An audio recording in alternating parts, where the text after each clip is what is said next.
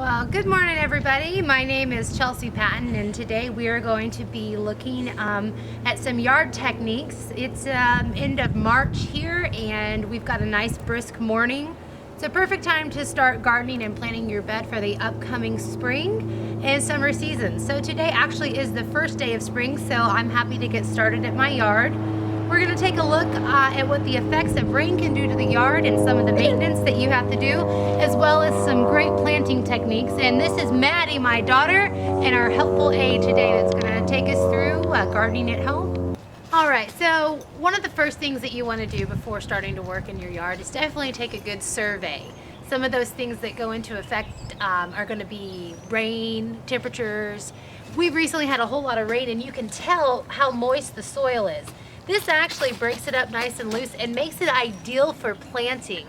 You already have a real nice moisture that's going to help the roots take place, but it also makes it easy to rid of some of the things you have to get rid of, like weeds that have popped up, as well as some of these leaves. This time of year, a lot of the trees are going to be getting rid of their fall harvest and working on their new spring leaves.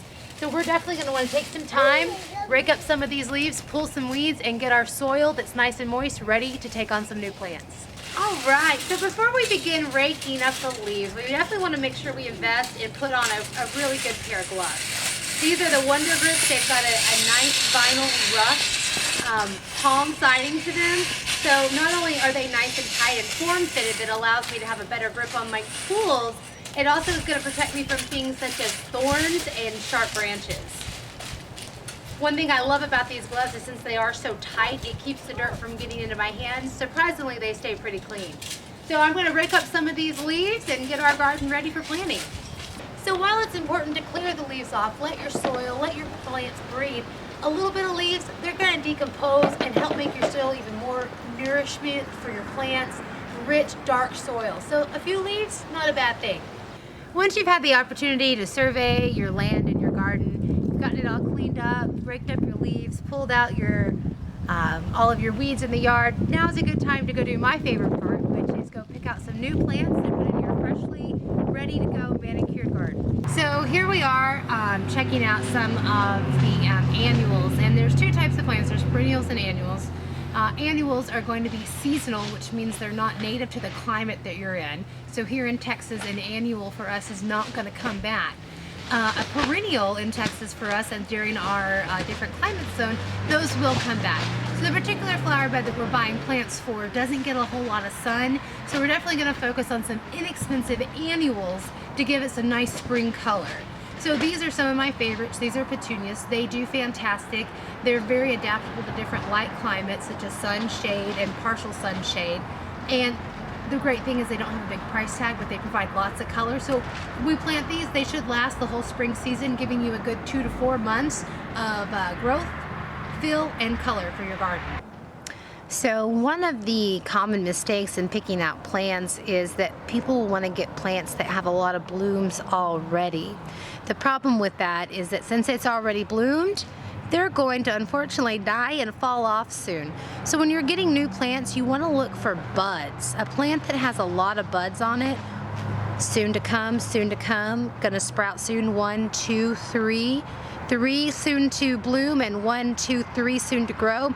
This is ideal because not only do you have current blooms, you've got soon blooms and then future budding blooms. And so this is going to give you a lot longer amount of color and fill in your garden rather than something that only has full blooms already.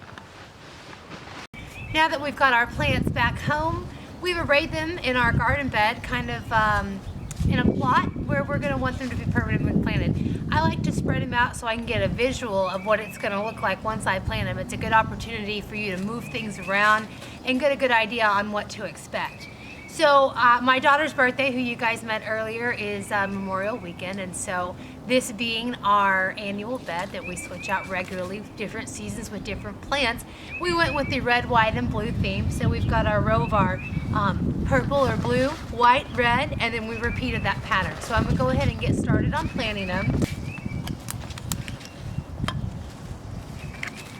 Now I like to put the plant in there and make sure that it's going to fit.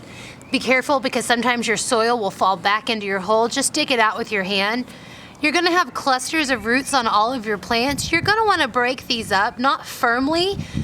You don't wanna break them or rip them or anything, but you do wanna loosen them up. And what that's gonna do is it's gonna help allow the roots to kind of go through and spread through the soil a little bit. So break up that cluster, kind of let them hang down a little bit. Now hold your plant in there. Make sure that it's not crooked. Make sure you have it the way that you're gonna want it to start growing. If you plant it crooked, it will grow crooked. So try to get a nice straight posture of the plant in there and start breaking your soil back in. This is gonna help support it, and again, what you're looking for is loose soil, so those roots that you broke up can easily grow and maneuver their way in to create a nice steady base for your plant.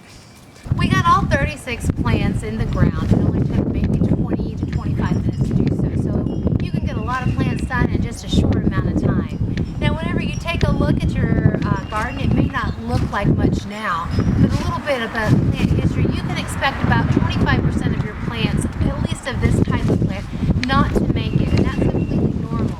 However, the other 75% of them that will make it are going to double or triple in size, so it's really going to fill out this bed.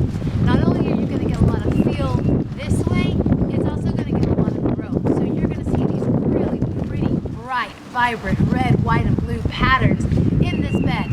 You should start expecting to see your dying plants probably fade off within a week, and you're from there going to start seeing your plants grow. So I would say within the next 2 to 4 weeks, you should really start seeing this bed really growing and developing into a beautiful garden. All right, this here is Shiner Dog. He's been behind the scenes helping the whole time. Way to go, Shiner. Great job, buddy. So let's kind of recap the steps that we took today in our gardening. First, we want to survey the land, get a good idea on what to expect. The second thing we want to do is we want to clean out our garden, whether that's raking leaves, pulling weeds, tilling the soil, whatever it takes for us to get our garden bed ready. Once we've got our soil ready, we go to our local plant shed, pick out our favorite plants and put them into the ground. The fourth and final step is going to be watching your garden grow. Some of the other final things that you can do if you like is to add a nice mulch. Thin layer of mulch is going to help protect your soil and your plants from things like excessive water as well as weed growth.